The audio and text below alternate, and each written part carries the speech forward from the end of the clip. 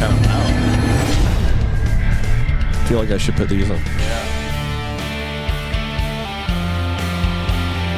Yeah. Awesome. That's our new opener. Yeah, I know. I like Goes it. right into it. Well, welcome back from Arizona. It was delightfully warm. Yeah. About 100 degrees every day. Whew. Dry heat, so it felt good. Oh, yeah. The mornings, coffee on the deck. It's nice, isn't it? Oh, man. In the morning, I think it was like 70. Yeah, this is the time, this time of year in Arizona, this time in the spring down there. It's and that was like a little heat window. Like usually the last day it was 85. Right. That's like perfect. Fall weather down there is great. It's just the summers are brutal. Yeah, it gets a little spicy. But, you know, there you go. But it was good. We're in the Santan Valley region and like Gilbert. I dropped in at Carlson Gracie and Aries Jiu-Jitsu. Nice. Where else?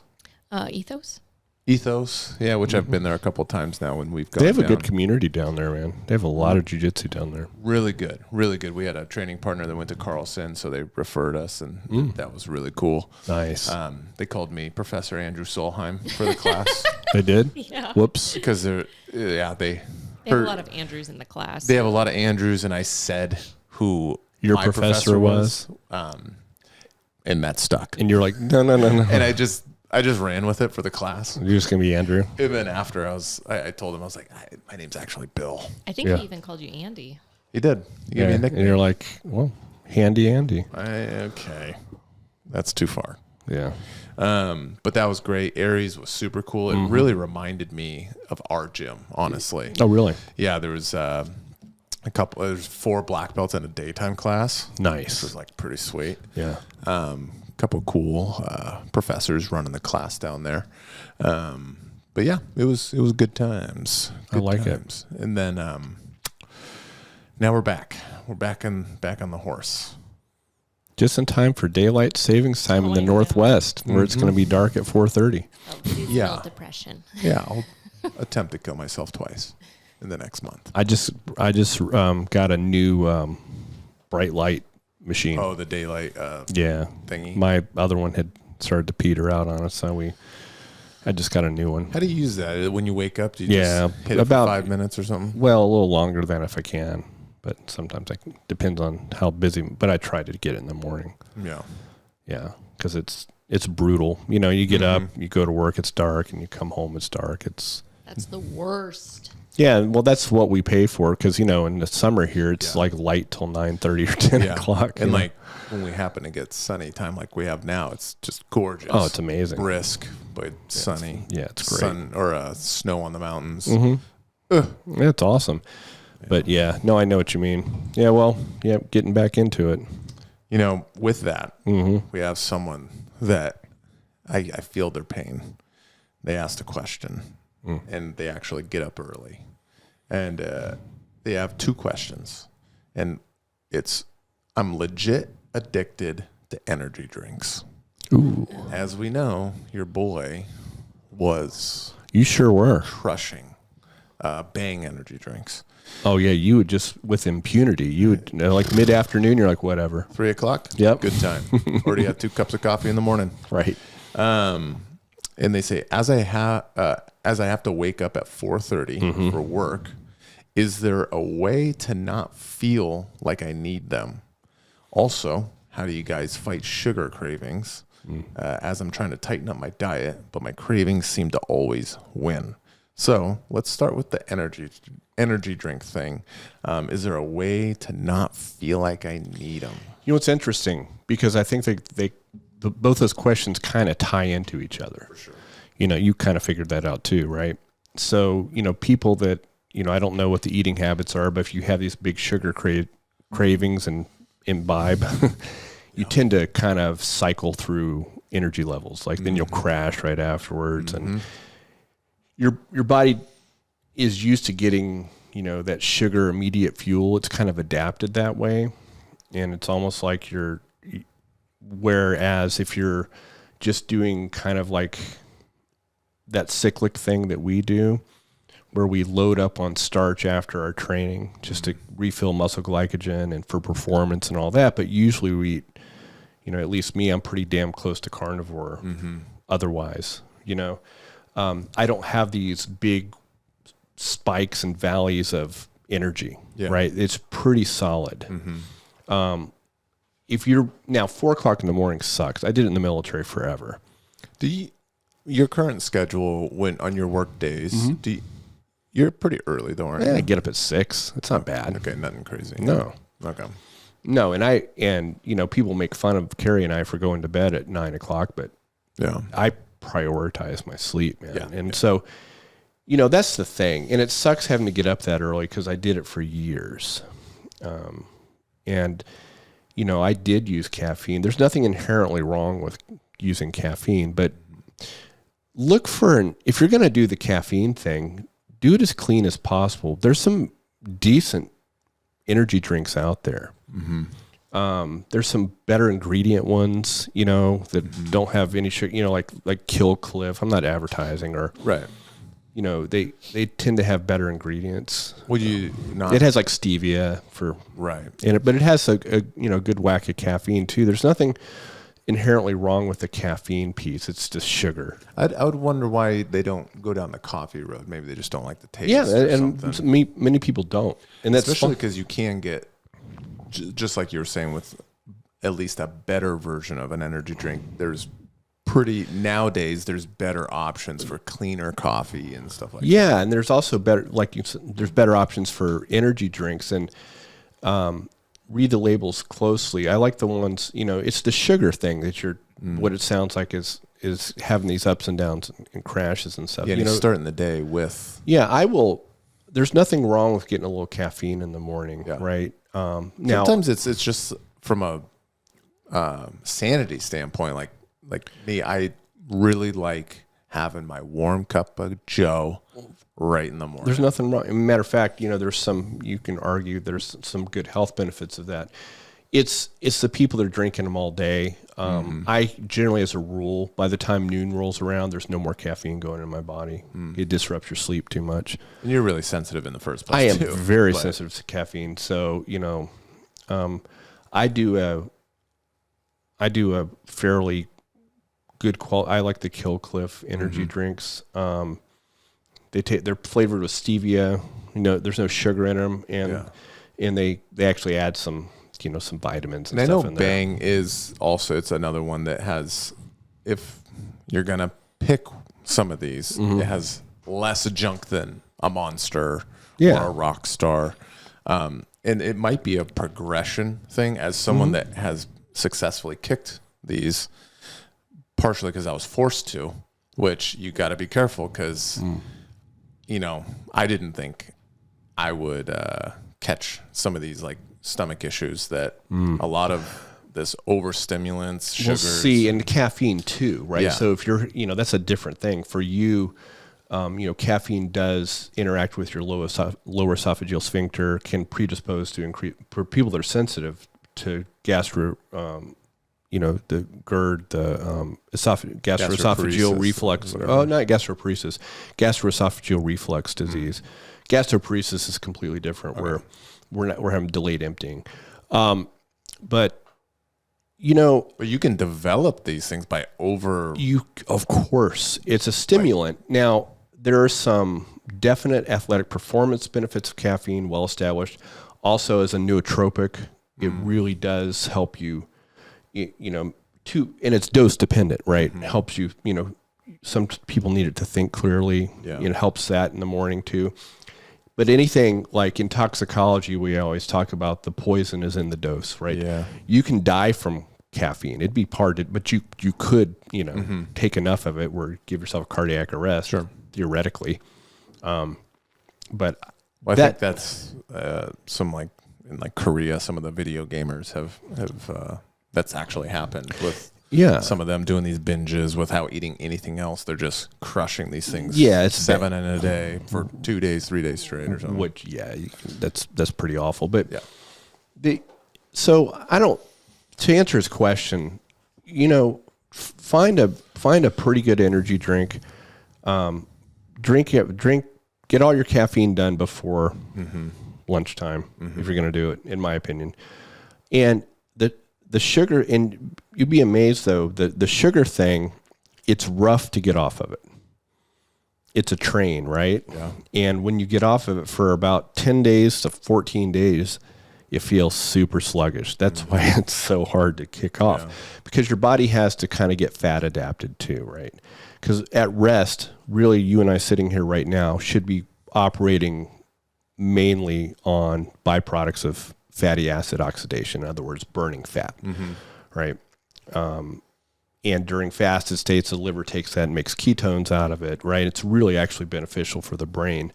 Thus, a lot of people like the fasting in the morning and stuff like that. Yeah. Getting a tiny little bit of caffeine can help. But getting through that, the sugar cravings is you've trained your body to do that. And certain people are more susceptible. It's a big dopamine hit too, because you got to think, if we look at it under evolutionary biology, as you know, from a hunter-gatherer perspective, it was very rare to come upon a very dense supply of of simple carbohydrates. You know, what, like a honey and a beehive or something. You know what I mean?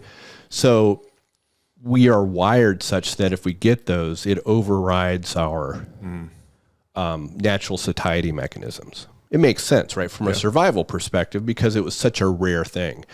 It ain't anymore. I mean, I would argue that 90% of our processed food is geared at hitting that dopamine. Sugar and carb. Together. Making hyper palatable foods, right? Where you will physically crave them. And it's no different than the circuits of any other addiction. Right. And it's tough. You do go through the same kind of withdrawal. So the first week or so is rough, but it's worth it. I would consider, and I'm assuming this person trains, they wouldn't be. Yeah.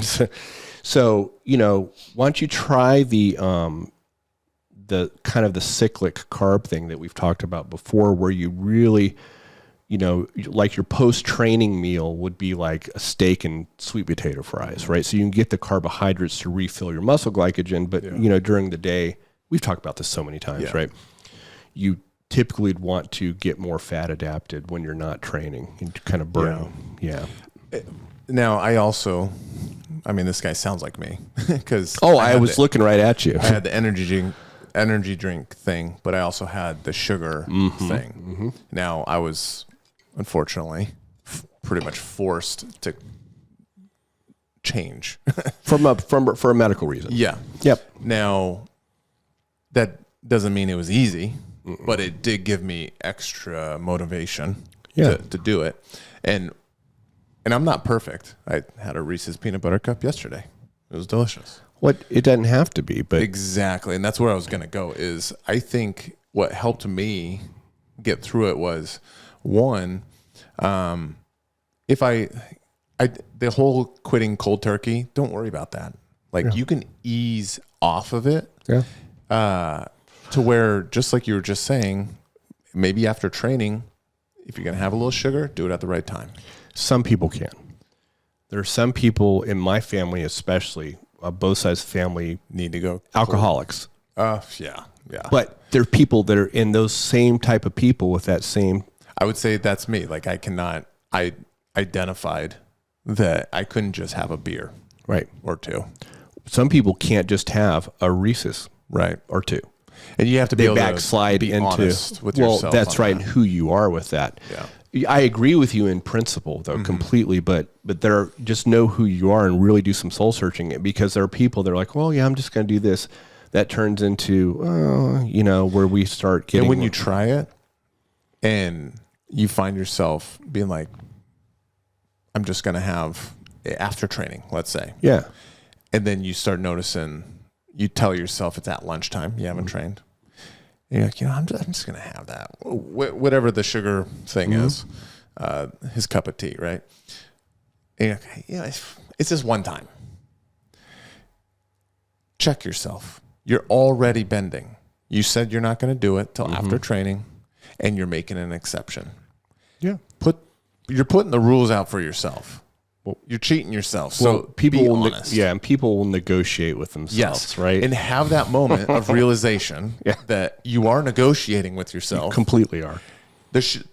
Once you make your rule And once again, it's not cold turkey. It's not even forever. You're just saying, I'm only going to eat sweets at this time. And if you go into negotiation, that means you're a cold turkey person. Well, let me ask you something Yeah. as a recovering sugar guy. Sure. So we're going to have our 12-step program here. Yeah. So now when you do go off the rails, do you feel like shit? It's horrific. Right. And so that alone is like a... Yeah. You know what I mean? It's a reminder. It says, oh, that was not worth it, right? I just talked to a buddy, one of our training partners, that he's really kicked drinking quite a bit. Mm-hmm. And he had his son's 21st birthday recently. And he had a few. And he's like, holy cow, dude. The next 2 days. Rough. Very rough. Like, it was almost like he was sick. Like he was. Cold or he poisoned himself because, people that drink a lot have upregulated their liver's detox systems for alcohol. It's so those cytochrome P450 systems we've talked about before, the quote unquote detox systems. There's one specific for alcohol. Yeah. And unfortunately, it's the same one that's for acetaminophen, Tylenol. So those of you that drink a lot, be careful with taking a lot of Tylenol. This is just a public... Yeah, you can end up with a nasty liver damage from that. Anyway, I digress. Yeah. You digest. But what's happened to him is now, after he's been off it for a while, the body's like, all right, I guess the body's efficient. It's like, well, I don't need to kind of prep the soldier, so to speak. We're going to down-regulate that specific system. And then you introduce it again. We're not really ready for it, right? And so alcohol is literally a solvent.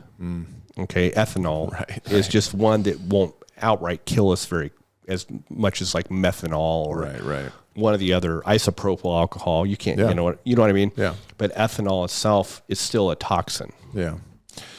So with the sugar, something that helped me go from processed sugars, because I love me my Reese's, I love me my Nutrageous, all that, whether it's ice cream, donuts, pastries.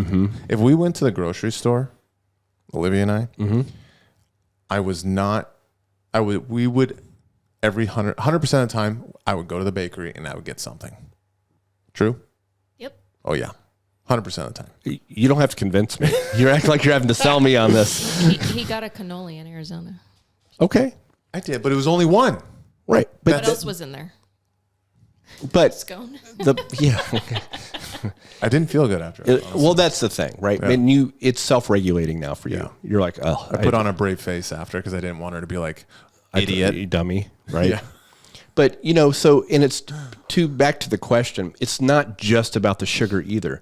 Because as you know, why do some people like, oh man, freaking McDonald's fries rule versus Burger King? Why? It's that crap. Saladino did that video. The other stuff they put in there. The clay. Stuff that's in Play-Doh. Play-Doh, yeah. Well, the flavorists, they have whole industries. They're basically chemists that become flavorists that work on things to add to maximally hit the dopamine system. Yeah. And so that's also going around in like a Reese's or whatever these other prepared, and foods. So something that helped me with the processed sugars was it's almost like a stepping stone, and that's fruits. Yeah. Just like when you're having a craving, and at first your mind's going to be like, that BS ain't the same as that delicious BS over there. It's not. It's not the same, but it will give you, your body will take those sugars in, and you will be like, that was okay. That craving goes away. You whatever, it's melon, like I'm a cantaloupe, pineapple, watermelon. Me too. Kind of person. Yeah, I love it. Those are my go-tos. Grapes. Yep. Like we always have a stock of that kind of stuff, and that helps me not, and it helps kill those cravings. There's some nutrition in there too. Right. And it's like, yes, let's say, I don't know if he's on a fat loss journey or something like that, but the difference from these processed, whether it's candy, pastries, yada, yada, yada, compared to just some fruits, one, that those will help chill out those cravings. 2, the nutritional value is obviously much better than this other stuff, the processed stuff. And then you can get to the point where, okay, I'm going to have these fruits at certain times of day. So then it's almost like a stepping stone to getting to the full process of, okay, I'm fasted in the morning. You get to the point where you start throwing away those terms. Like I'm not just fasting in the morning. No, this is just how I live. This is what you do. I have coffee in the morning. Or maybe a Cliff drink or whatever. And then 11 o'clock comes around. I start having lunch, but it's a certain kind of lunch, right? Because you feel good. Yes. It's reinforcing. Yes, your insulin spikes are gone. You're more level throughout the day. You train. You're not having gut issues. Not having gut issues. Well, that's why he's having sugar cravings, because he's trying to refeed the beast, right? Yeah. Where, when you're super sugar adapted, your brain, all right, hell, that's been 2 hours. Where's my stuff? That type of thing. And get, I'm not saying the first day you do it, it's going to be like, oh, this is way great.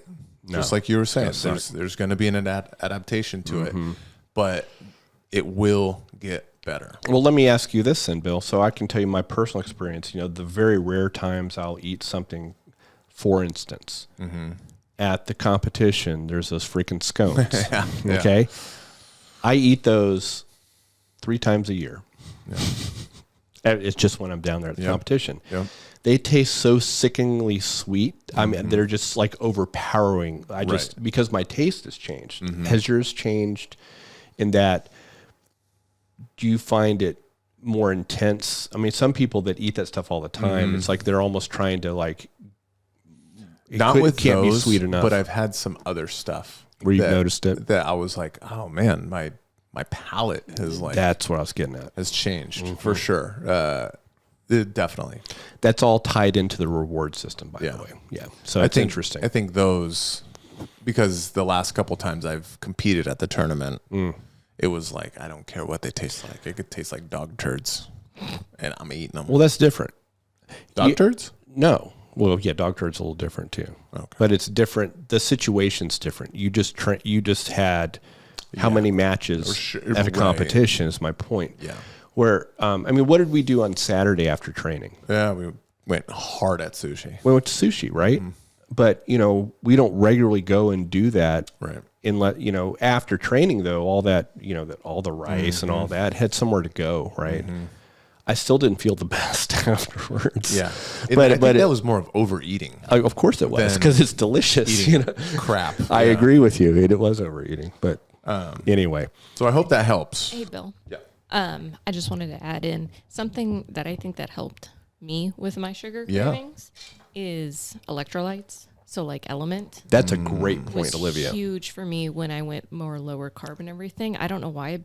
I know why. No, because you need it, because you're not getting it. Yeah. So they call it the keto flu. So when people could really clean up or go carnivore, you actually need to increase your sodium intake, regardless of what conventional medicine has talked about. They talk about reducing sodium because most people eat processed food that is just loaded.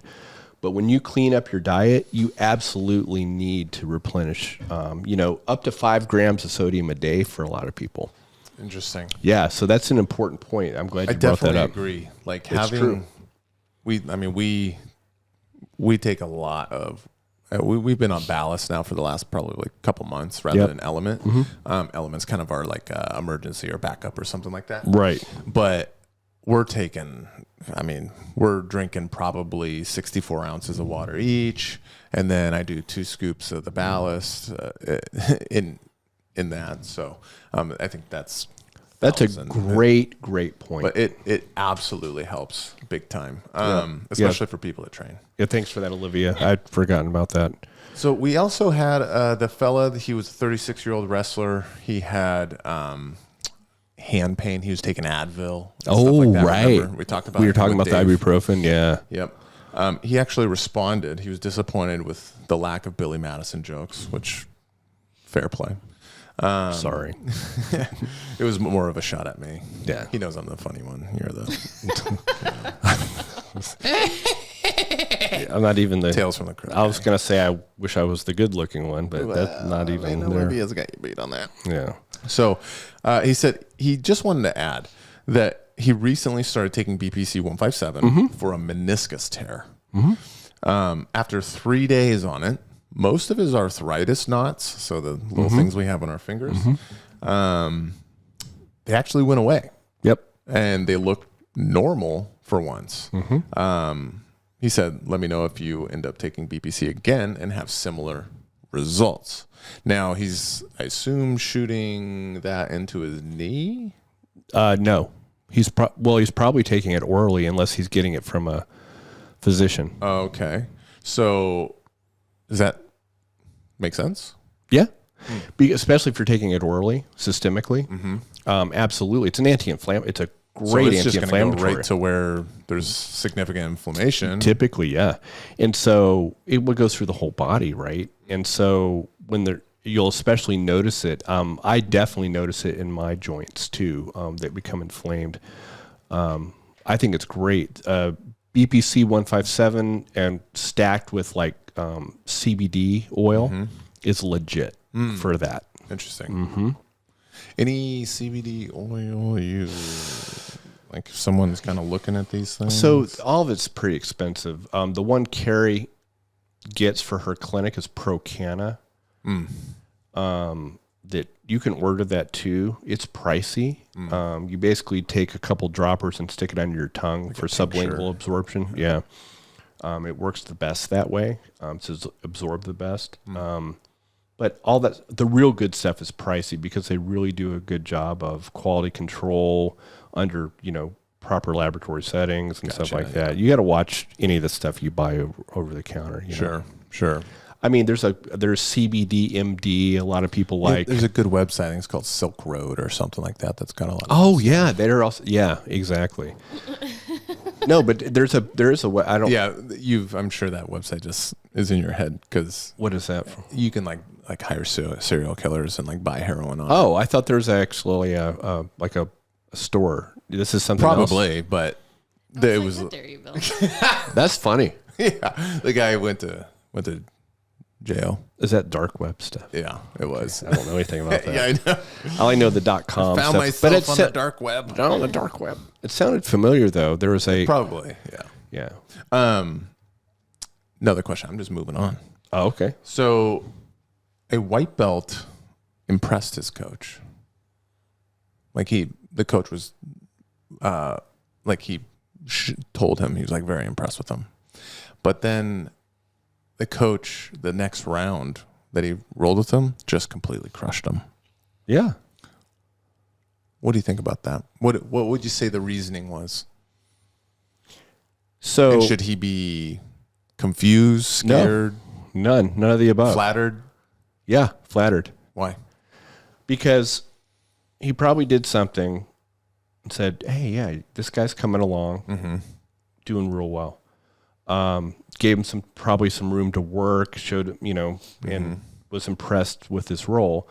And then I'm like, yeah, but now I'm going to give you another look. That's all the coach is doing. He's going to give him a harder look this time and say, here, basically like, yeah, you're doing really well, but I'm going to show you some holes. I see. In my opinion. Yeah. Because if he's complimenting him, he's not a douchebag.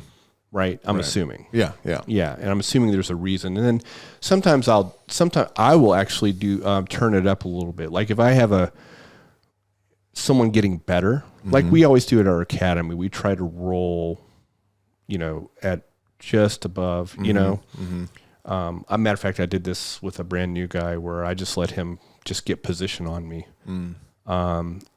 Because he didn't even know what to do. He's like a second day guy. Right. And then give him some pointers. And then like, okay, now this next roll, I'm going to show you what happens when you deviate from weight distribution or something like that and you get swept and all that. I just imagine Elias right now saying, Bill, you're a piece of shit because you would never let that happen. Let what happen? Like a new person get a position on me. You very well maybe. I don't know. I'm not judging. I just feel like he's smoking a cigarette in his big dumb face. And people do it all the time. Huh? That's how you work on your defense. I know. That's why I'm not saying he's right. I'm saying I just imagine his big, puffy, inflamed face. Oh my gosh, Bill. Jeez. You're so funny. Why has he got to be puffy? Have you seen him? Yeah, I've seen him. He looks He good. smokes cigarettes. I'm putting him out there. That's true. He's a chief, though. Come on, he's in the Navy. Yeah, it's like a prerequisite. No, but it's more common than the general public. Just They also saying. have a coffee cup welded to one of their hands, as almost like a bionic attachment. Very nice. That's part of the promotion. That's part of it. Yeah. So wings. You should tell Chris what you say every time Elias comes in. Oh, because he typically comes in from work. yeah, with his khakis on. His onesie. It's not the khakis. Every time he comes in. Oh, he comes in with his blue onesie. It's like It's green. Oh, because he's a flight guy. Yeah. Yeah. And He comes in with his aviation suit. yeah. And it doesn't matter if I'm in the middle of showing a technique. This is true. I'm throwing somebody. I'm submitting them. I'm getting smushed. It doesn't matter. I will yell, "Best of the best, sir!" And I'll salute him. He's not an officer, dude. Doesn't matter. I salute with my left hand. It's freaking annoying as fuck. Oh, he hates it. No, I'm telling you, that would annoy the shit out of me Hates too. it. I would too. He Still does comes it back. every single time. And he's standing there and everyone's looking at him. And there'll be like 3 new people, and they're like, "What is going on?" Anybody in the military, Oh yeah, there's you're saluting a chief anyway. He's gonna be like, dude, what the hell is this freaking joker doing? oh gosh. I'm surprised he didn't punch you in the gut. He tries. He tries. So, you notice real quick how I back up my boys from the Navy, right? Yeah, Real you guys quick. are real close. GTA, whatever. Okay. I won't say the saying, but anyway, whatever. Oh yeah, keep it to yourself. I'm gonna keep it to myself for sure. I'm keeping it so PC right now. I want to just lay into you. You should. I'm an easy target, dude. Olivia's The elderly. Have to blurb out everything. Well, I already dropped an F-bomb, so she'll have to blurb that one out I too. was gonna throw another F-bomb. So, yeah, you're a douchebag. I mean, Okay, thank you. So, so Elias, yes, he is. Say But his no, name that, right, you racist. But no. So this guy, no, I don't think there's anything wrong with it. wrong with it at all. I did post a clip on Justin's podcast. It was kind of similar. It's like it's something of a reward. Yeah, I like it. Yeah, it's a good thing. You know, and it's also very cool. Like, I'll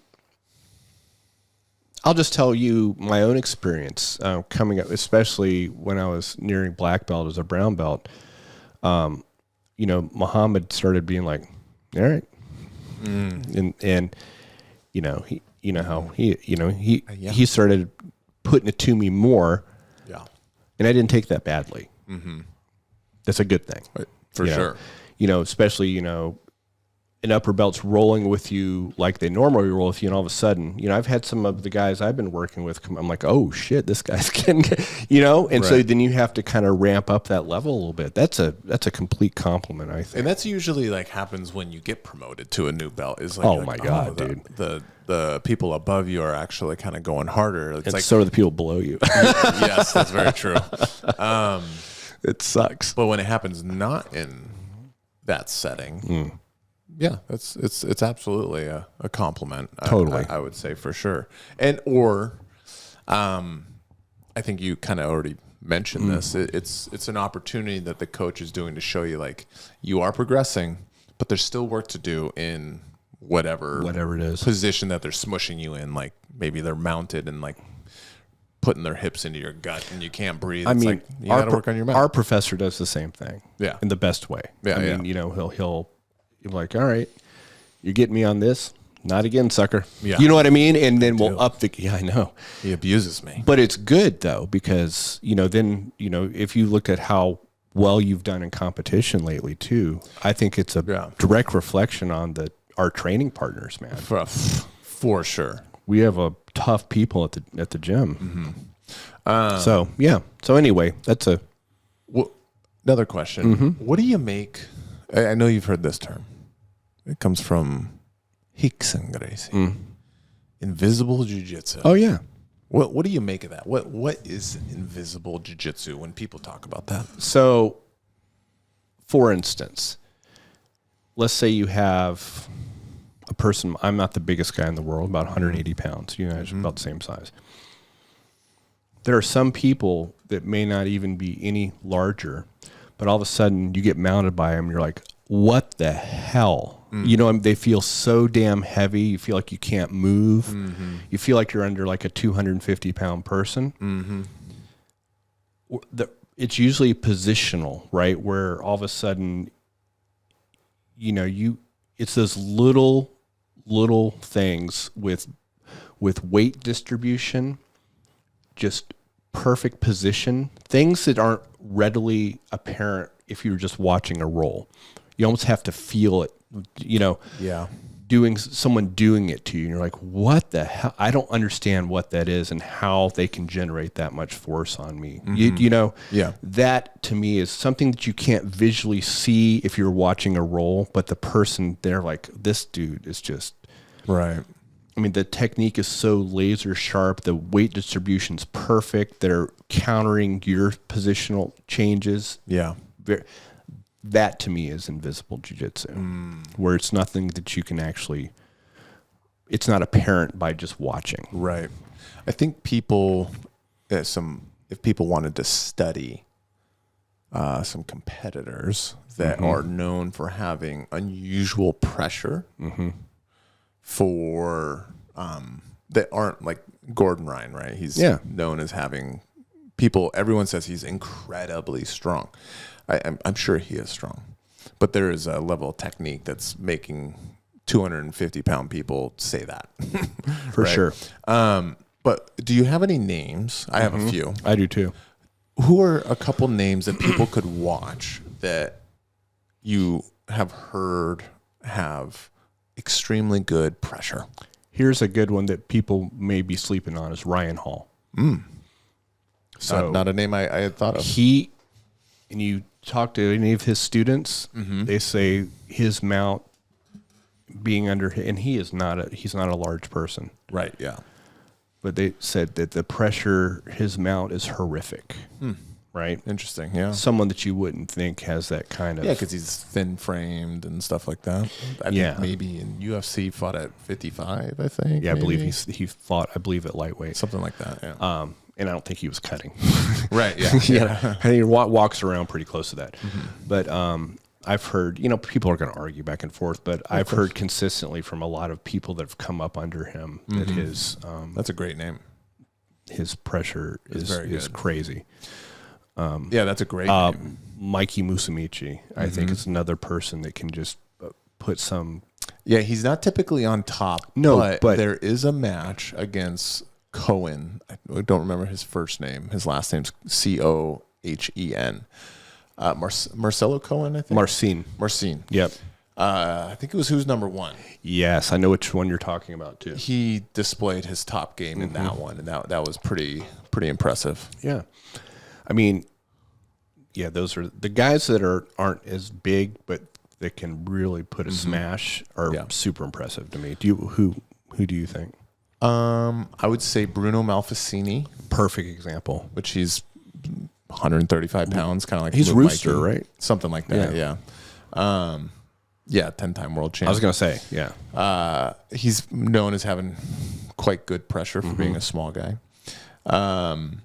Marillo Santana, I believe, is known as having some of the better pressure passing. Obviously, Lovato. Oh yeah, that's kind of an for easy sure. One. He's a big guy, so you just reminded me of someone. I'm sorry, I didn't mean to interrupt. Please hit me. Salo Ribeiro, his lineage, yeah, Lovato's lineage, right? That's what reminded me, and he's not as big as Shanji, but. True. I've heard his pressure is ungodly.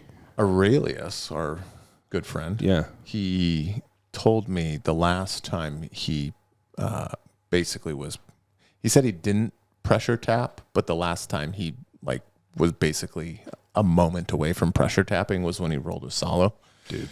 And it was something like he'd never felt. Yeah. And Aurelius trains with Victor Hugo. And Aurelius is really tough. He's kind of a tough guy. Yes, he is. Yeah. And he said Salo, like, it was pressure that he literally was. Salo even like put his gi over his face and like was doing kind of waterboarding him with his gi. Salo's, I believe he's trained he was a lawyer and a judge, I think. Oh, really? Yeah, I believe so. I believe that's correct. You guys can fact check me on that, but I think this sounds vaguely familiar. Yeah. Another person that's not large, I believe he's 170 pounds, or at least he competed at that, is Lucas Lapri. Oh, yeah. He is known for having quite good pressure, and then I'd say he's the arch nemesis of, in the gi at least, to JT Torres, which another great example. Fantastic pressure. So those are some people that I think, if you wanted to look up people that are known for having very good pressure, but are not super physically imposing. Like I said, Lovato, he's actually quite a pretty big guy. Yeah. But he does it to guys that are bigger than him, as we just saw in the last Who's Number One against Ricardo Evangelista, which I think outweighed him by 30, 40 pounds or something. That was a great one. And he was from that kind of Hibero Six Blades kind of, dude. Exactly. He came up under Shanji and Salo. So, if you want to do some match studying, those are and Lapri, 7-time world champ, Bruno Malfacine, 10-time, nice, JT, 2-time ADCC, Ryan Hall, just one of the best American jiu-jitsu grapplers ever. So, you just burp. Yeah, sorry, I sent it your way. It's in my nostrils. We talked about this before. Yeah. It's my secret weapon. You keep, doing every time you do an old person joke or even reference it, I'm gonna. Yeah. And you really didn't do it today. I just like preemptive strike this time. Tastes like the inside of a fake leg. It's probably worse than that, honestly. I mean, depends on whose fake leg. Yeah, for sure. A gangrenous one. That's all we got today. Kind of a quick one. Yeah. But if you guys got questions, we would love them. Topics. Yep. You want us to hit something up? You want me to punch him in the face? You want him to punch me in the face? Let us know. That's it. I'm liking it. See y'all. See you later.